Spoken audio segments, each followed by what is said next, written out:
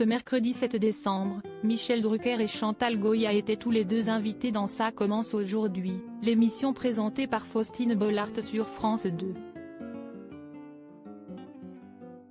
Un passage télévisé lors duquel le présentateur de Vivement Dimanche s'est longuement épanché sur les ennuis financiers de la chanteuse. Qui aime bien châtie bien. Ce ne sont sûrement pas Michel Drucker et Chantal Goya qui diront le contraire. Amis depuis de très longues années, l'animateur et la chanteuse n'ont cessé de se taquiner lors de leur passage sur le plateau Ça commence aujourd'hui, l'émission de Faustine Bollaert, ce mercredi 7 décembre. Tout a commencé lorsque l'interprète de Pandi Panda a évoqué ses difficultés financières. En effet, malgré son immense succès au début des années 1970, qui lui a permis d'amasser une sacrée fortune, Chantal Goya a connu un passage à vide. Après un bad buzz à cause d'une émission présentée par Patrick Sabatier, les ventes de ses albums se sont effondrées.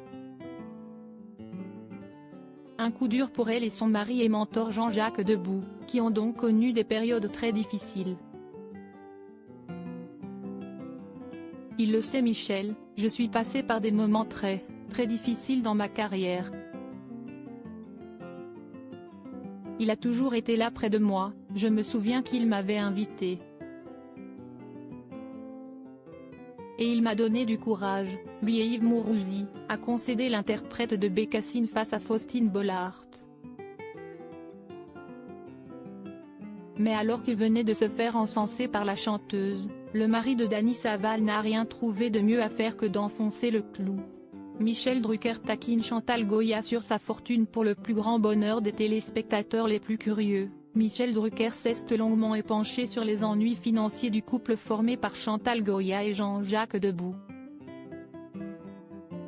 Ils ont eu des soucis d'argent, elle et Jean-Jacques, ils en ont gagné beaucoup parce qu'ils ont rencontré un succès fou et ils en ont perdu autant, sinon plus. Ils ont toujours été poursuivis, soit par les impôts ou de temps en temps Jean-Jacques parce qu'il a des problèmes de permis, a expliqué le père adoptif de Stéphanie Jarre, qui ne s'est pas arrêté en si bonne lancée. J'ai rarement vu quelqu'un ayant autant de goût que Jean-Jacques Debout. Ils avaient une maison en Touraine, qui était magnifique avec des meubles incroyables, qui l'ont vendue parce qu'il était fauché. Puis ils sont partis, a-t-il ensuite ajouté, avant que Chantal Goya précise qu'il avait eu au total pas moins de 24 maisons.